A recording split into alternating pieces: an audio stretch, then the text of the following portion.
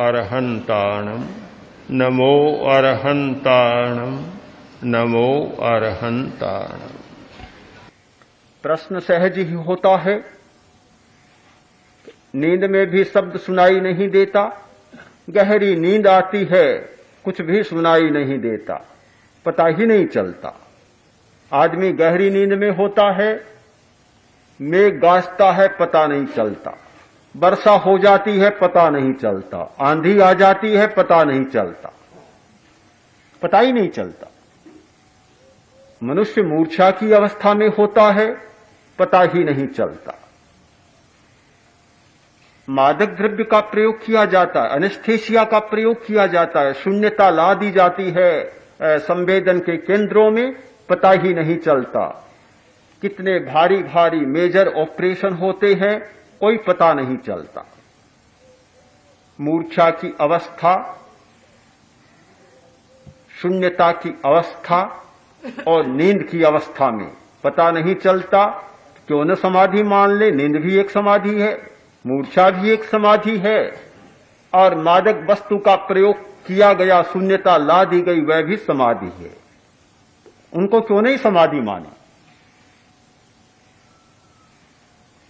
सहज ही मन में एक जिज्ञासा जागती है, किंतु जब हम समाधि की अवस्था के साथ इन अवस्थाओं की तुलना करते हैं तो हमें पता चलता है कि बहुत बड़ा अंतर है समाधि में और नींद में।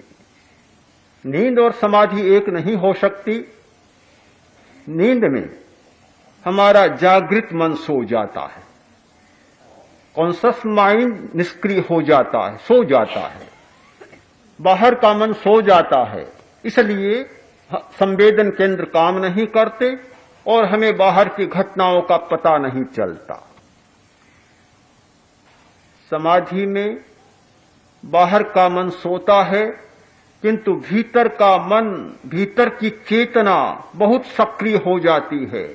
इतनी जागरूकता बढ़ जाती है, इतनी जागरूकता कि जितनी जागरूकता पहले कभी नहीं बढ़ती।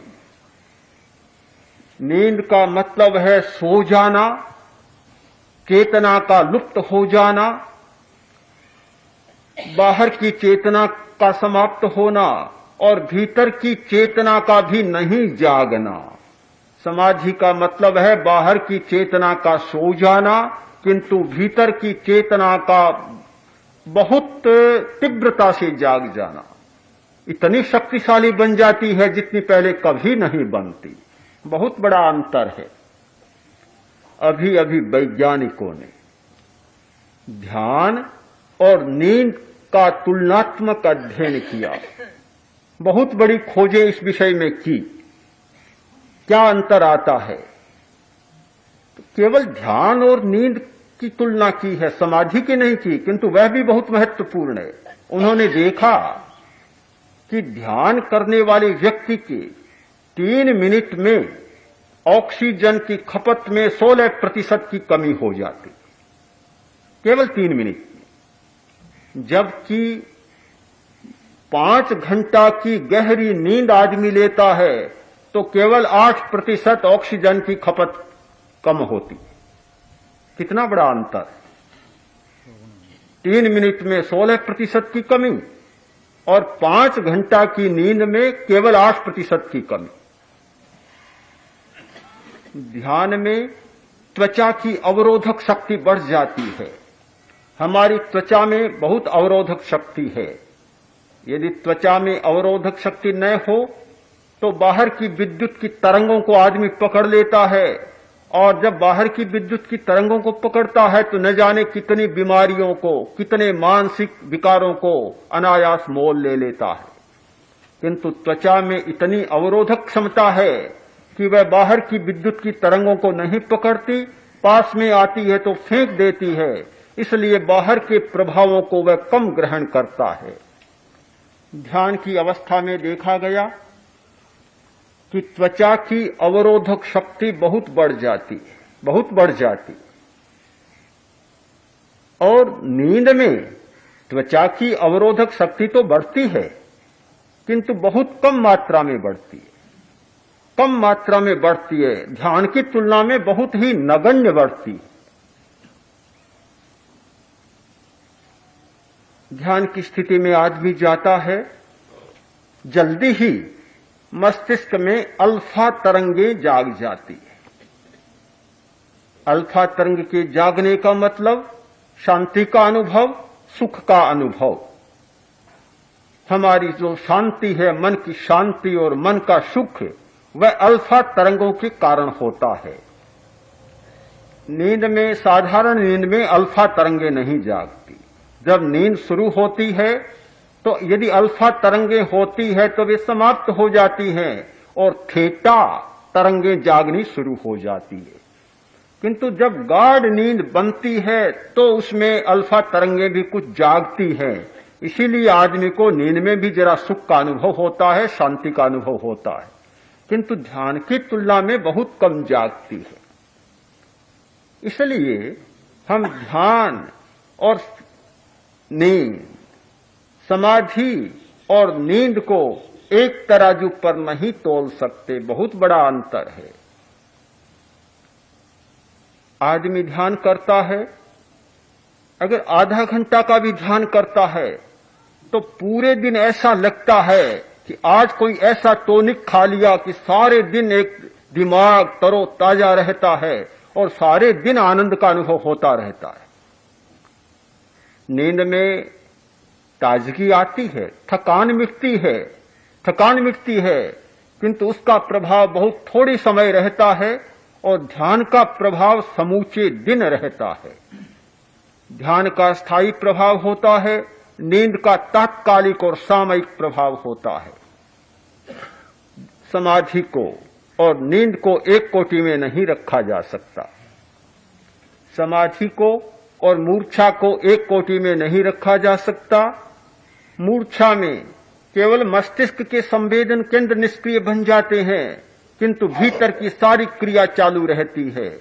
ध्यान में हमारे शरीर की जैविक क्रिया बहुत मंद हो जाती है, शक्ति का व्यय रुक जाता है।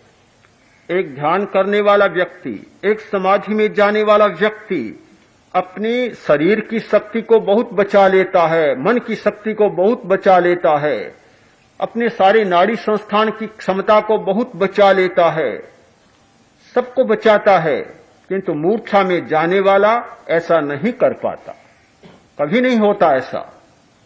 तो मूर्छा को और ध्यान को एक कोटि में नहीं रखा जा सकता। समाधि हमारी आंतरिक जागरूकता है, आंतरिक जागरण है। जब आदमी भीतर में जागने लगता है, एक इस प्रकार का अलौकिक जगत उसके सामने आता है जिसकी उसने पहले कभी कल्पना ही नहीं की। और जब नई चीज सामने आती है तो उसे बड़ा विचित्र सा लगता है, बड़ा विचित्र सा। एक आदिवासी कभी प्रयोजनवश नगर में गया और एक अच्छा लगा आदम कद शीशा ले आया। कभी देखा नहीं था, घर वालों ने भी कभी नहीं देखा था कि शीशा क्या होता है। जंगल में रहने वाले जंगली आदमी, जंगलों में घूमने वाले, वहीं खाने वाले, वहीं सब कुछ करने वाले, पता ही नहीं क्या शीशा होता है। ले आया, घर पर रखा, पत्नी आई, पता चला पति आ गया, आई और शीशे के सामने गई और चौंकी। सीधी पहुंची सास के पास, जाकर बोली, सास बड़ा अनर्थ हो गया, आज कहां चला गया मेरा पतिदेव, बड़ा अनर्थ हो गया। सास ने कहा क्या हो गया? यह तो दूसरी औरत को ले आया। सास ने कहा यह कैसे हो सकता है, अभी जाती हूं। आई, पहुंची, देखा, बोली अरे भाई बात तो ठीक है, ले आया तो ठीक है, पर आखिर बूढ़ी को ही क्यों लाया? पता ही नहीं था अपना प्रतिबिंब, नहीं जानती थी, कभी देखा ही नहीं, अपने मुंह को कभी देखा ही नहीं। न उस औरत पत्नी ने देखा, न उसकी सास ने देखा, न उसकी पत्नी ने देखा, न उसकी मां ने देखा, अपना मुंह कभी देखा ही नहीं था। पहली बार देखा, उन्हें पता ही नहीं चला कि यह मेरा ही मुंह है। न पत्नी को पता चला, न सास को पता चला। उन्होंने सोचा कि औरत को ले आया, और सास ने सोचा, उसकी मां ने सोचा कि बूढ़ी औरत को ले आया। हमें पता ही नहीं होता चैतन्य के अनुभव का। और जब आदमी को पता ही नहीं होता तो उसे बड़ा अजीब सा लगता, ऐसा लगता है कि ये क्या है, कहां से आ गया, ये घटना कहां से घटित हो गई। शिविर में प्रेक्षा ध्यान की साधना करते करते कुछ लोगों में अनुभव जागते हैं, मेरे पास आते हैं, अपने अनुभव सुनाते हैं। मैंने सबको कह रखा है कि कोई भी विशेष अनुभव हो वह किसी को न बताएं, केवल मुझे बता दें। अगर बताना हो तो अपने पास रखें, क्योंकि आंतरिक अनुभव बताना अच्छा नहीं है। बाहर में क्या परिवर्तन हो रहा है उसे बताया जा सकता है, किंतु ध्यान काल में कुछ इस प्रकार के अनुभव जागते हैं कि वे अनुभव सबके सामने नहीं प्रस्तुत करने चाहिए। ऐसे विचित्र अजीब अनुभव बताएं। किसी ने कुछ देखा, किसी ने कुछ देखा, किसी ने कुछ देखा। उन्होंने कभी कल्पना ही नहीं की थी कि इस प्रकार के दृश्य देखे जा सकते हैं, इस प्रकार के सुंदर रंग देखे जा सकते हैं, जो रंग हमारी सारी इस दुनिया में नहीं है। इस वैज्ञानिक दुनिया में जिन रंगों को कभी देखने का मौका नहीं मिलता, वह ध्यान काल में देखने का मौका मिलता है। इस सारी दुनिया में जो सुंदर रूप देखने का मौका नहीं मिलता, वह ध्यान काल में देखने का मौका मिलता है। एक भाई ने आज कहा कि हम पहले ध्यान नहीं करते थे तो बाहर के रंग और रूप दिखाई देते थे, अब ध्यान करने लग गए तो भीतर के रंग रूप दिखाई देने लग गए। बस क्या इतना ही होगा या और कुछ भी होगा? और कुछ भी होगा। मैंने कहा यह तो पहला चरण है, पहला चरण है केवल। जब भीतर की चेतना जागेगी तो इतना दिखाई देगा जिसकी आज कोई संभावना ही नहीं की जा सकती। हमारे स्थूल जगत में बहुत कम वस्तुएं हैं, हमारा स्थूल जगत बहुत छोटा है, हमने बहुत बड़ा मान रखा है, किंतु जब सूक्ष्म जगत के आवरण हटते हैं, पर्दे हटते हैं, हमारी चेतना सूक्ष्म होती है, और जब सूक्ष्म सत्यों को पकड़ने की हमारी क्षमता जागती है, तब हमें लगता है कि हमारा जगत कितना बड़ा है, कितना विशाल और कितना विराट है।